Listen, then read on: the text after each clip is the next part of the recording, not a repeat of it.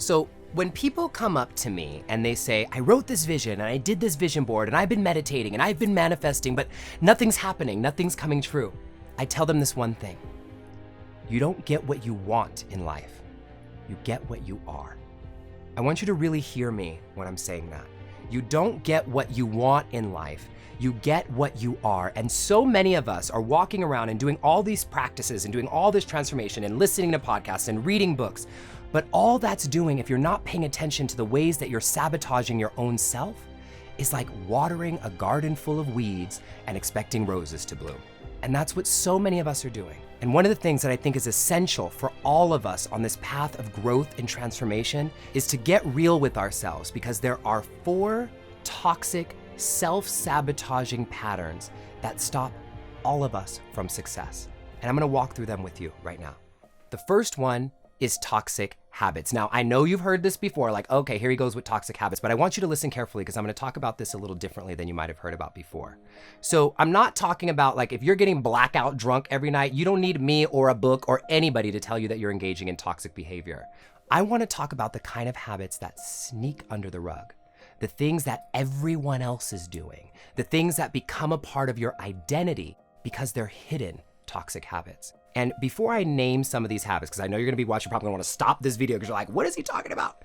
I wanna tell you that nothing in the universe is inherently toxic.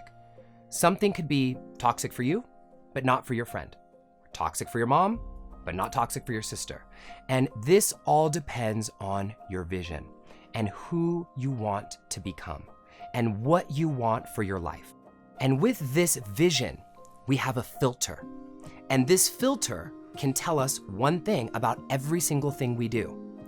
Is this habit that I'm engaging in taking me closer to my vision and closer to who I want to become, or is it taking me further away? And there's no in between. Every single thing you do every day is either taking you closer or further away. So this makes us take a different look at things like watching TV. Is watching TV toxic? No, not inherently, but if you're somebody who says you've always had this passion project and you always want to write this book and you never have time to write a book, but you're watching 4 seasons of stuff on TV right now, TV's toxic for you. How about caffeine? Is caffeine toxic? No, not inherently. Coffee's great for some people. But if you're somebody who uses caffeine chronically to help you stay awake, to help you function and thrive and survive in your life, and you can't do anything without it, and in your vision, you want to be somebody who's healthy and vibrant and active on your own natural energy, then this vision tells you that caffeine is toxic for you. And there's so many other things that come up when I talk to my clients about what's toxic. It's things like porn and alcohol and always saying yes to people when you really want to say no. All these different things take us one way or the other towards or away from our vision. So we have to be careful with what we choose to engage with every day. Now, the second thing is toxic people. And again, I know you've heard about this before. We all like to cut people out of our lives, but I'm not talking about toxic people in the way you might think. The kind of toxic person that I want to bring your awareness to today is what I call a skeptical friend. Now, a skeptical friend is one of those people who, when you tell them good news, you don't know if they're happy for you or if they're jealous, or you don't know if they're mad at you sometimes or if they're not, so you're kind of walking on eggshells. Or here's a good one. You don't really want to call them and you don't really want to invite them to do stuff, but you do because if you don't, they're probably going to be mad at you. That is a skeptical friend.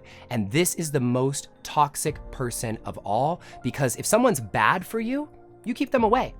But a skeptical person, you allow into your life. You allow to hear about your dreams. You allow to hear about your goals. And all it takes when you're on the verge of doing something new is one pessimistic comment to turn you completely off track. And that's what the skeptical friend has the power to do. So you gotta cut these people out of your life. Now, I know what you're thinking. What if this person's my mom? Or what if it's my partner? Or what if it's somebody in my family? And actually, skeptical friends are usually our family members. So here's what I advise for you. You don't have to cut them out of your life completely. And this is not about labeling people as good or bad, so you don't even have to feel bad about it. All you have to do, this is my golden rule, you just limit what you share with them. So maybe your mom gives great business advice, but she is totally skeptical about your relationships. And maybe one of your good friends gives great creative advice, but they're really skeptical about the changes you're trying to make in your diet. So you put a little circle, a boundary around what it is that you share with them, and this protects you, your ideas, your growth, and your relationship. Easy. Now let's talk about the third one, and this is a big one: toxic thoughts. These are the mind loops that go around in our heads over and over that say, you're not good enough, you're too fat, you're too old, I'll do it once I lose this weight, I'll do it once I have enough money. These are the toxic thoughts that make us feel like we are not worthy of our dreams. And most people think that the way to get through a toxic thought is to drown them out with affirmations. Now, I'm gonna just be real with you. I could only look in the mirror for so long and tell myself, I am beautiful, I am beautiful, I am beautiful. It don't work, at least not long-term. Nice little Band-Aid, but not long-term. What we need to do when we have toxic thoughts is turn toward them with compassion. And we bring curiosity to it. And we say, where did this even come from? Where did this start? And what is it here to teach me? What is it here to show me? Because usually your toxic thoughts are just like a flag in the ground, a marker, a pointer that's guiding you towards your growth. So dive in. I know it's not easy, but a meditation practice and a mindfulness practice can help you dive right in and disrupt those toxic thoughts.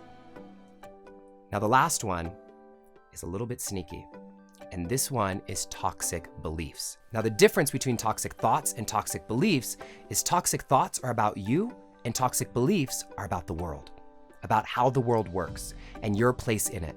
And this is where the beliefs come up about our gender or our sexual orientation or our ethnicity or who we are or our socioeconomic status and what we think is possible for us based upon what we believe is true in the world. And we have to be careful because sometimes toxic beliefs get passed down from generation to generation to generation without anyone taking a moment to pause and say, is this still true? Is this useful? Is this belief helping us, or is it just holding us down? And so we have to look at our toxic beliefs and the way we think the world works and uncover them and face the real truth so that we can become the people we know we were put on this earth to be. And all of this is about getting to know your inner self, your inner truth, and grounding into that wisdom that's always inside of you. You know, people always say you have all the answers inside of you, but very few people tell you how to hear them. Meditation is the gateway in. It's the gateway to your growth. It's the gateway to your empowerment. It's the gateway to you becoming the person you know you were put on this earth to be. So I invite you to dive in and dive in deep, because real transformation starts inside.